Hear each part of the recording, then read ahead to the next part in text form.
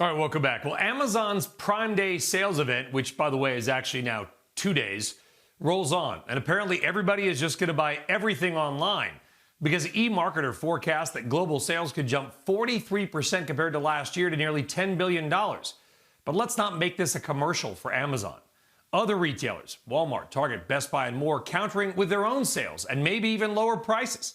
So what does this online shopping onslaught mean for the sector in general? We're joined now by Charlie O'Shea, VP and Senior Credit Officer at Moody's Investors Service. I guess, Charlie, good to see you again. You got my point. I mean, you know, and I look at my local mall and half the stores are empty, and you're a credit guy and you've got bankruptcies galore in retail and debt looking worse and worse for many companies.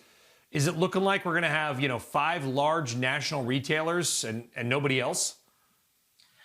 I think that's a pretty dire prediction, Brian. I think that there's a lot of strength out there. There are pockets of strength in retail. There always have been. But the basic premise is not that far off, that you're going to have some really strong guys at the top. We've seen that going into the pandemic, and the pandemic certainly illuminated that, where you've got Amazon, Walmart, Target, Costco, Best Buy. I'll throw BJ's in the mix, which is kind of under the radar because it was private for several years, but now that it's public, you see results, and BJ's has done really well. And you've seen home improvement do well. You're seeing the off-price stores do well once they're reopened. Dollar stores are doing well. So there are pockets out there, but it is clearly a case of the haves and have-nots, and that's something that's been going on for a while. Yeah, I mean, certainly it's hard for smaller retail shops to compete with these behemoths. I mean, listen, Amazon quietly continues to issue more debt as well.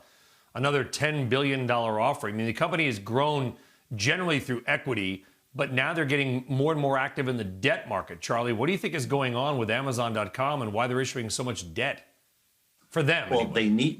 Brian, they need to issue debt. They need to finance growth. And debt for them is relatively cheap. It's much cheaper than equity at this point. And I think what the company's doing is they're growing into the debt. And we saw that with Q2. We didn't expect Q2 to be nearly as strong as it was. I don't think the company did either, because they blew guidance away by billions.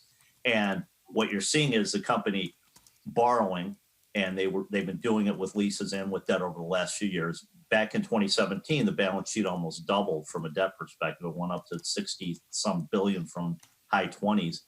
And they've been doing it, and there's a lag between when the debt is issued and when earnings are generated. But that delay hasn't really bothered us all that much. I mean, we have a positive outlook on the rating right now. The challenge for Amazon going forward will be, where do we want our credit rating to be? And Charlie, do they care? Does Amazon has never cared about any metric by any means. They've never cared about profitability.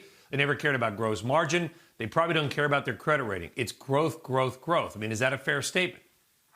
In the past, I think that's been accurate. They've been more shareholder friendly in the past, but recently, I'd say over the last few years, as you've seen the rating progress upward, that's a recognition of the strength of the company's overall credit profile. So they have been managing to a certain level of credit metrics that we're comfortable with.